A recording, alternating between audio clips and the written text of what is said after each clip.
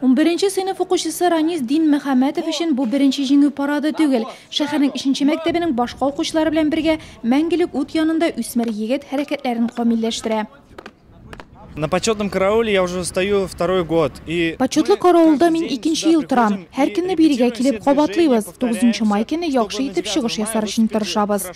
Подснежники бию коллективы өчен исә 72нче җиңү язы тәүге имтихан. Нәниләр сәгать 10дагы тантаналы митинг вакытында башкарылачак номерга әзерләнә. Участвуем на параде Победы.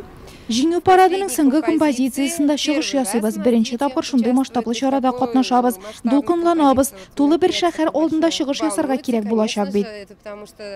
9 май иртәсендә бәйрәм сәгать 8дә үк интерактив һәм театральләштерелгән мәйданчыклар эше белән башланачак. 10:15 минутка кадәр һәйкәлгә венуклар кую тантанасы бара. Митинг барышында үзәк мәйданнан предприятие һәм оешмалар вәкилләре җиңү парады белән узачак.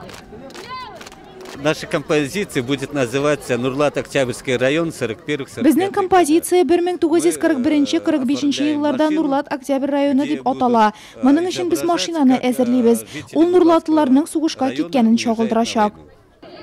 Рәсми элештән соң төгәлрәге сәгать 11дән бәйрәм кунакларын һәм беренче чиратта җиңүне якынайткан ветераннарны, тыл хезмәтчәннәрен мәдәни чаралар көтә. Концерт, солдат будкасын авыз итү, балалар мәйданчыклары, Советлар Союзы герое Анатолий Кузнецов истәлегенә йөгерү һәм башка спорт чаралары программага кертелгән.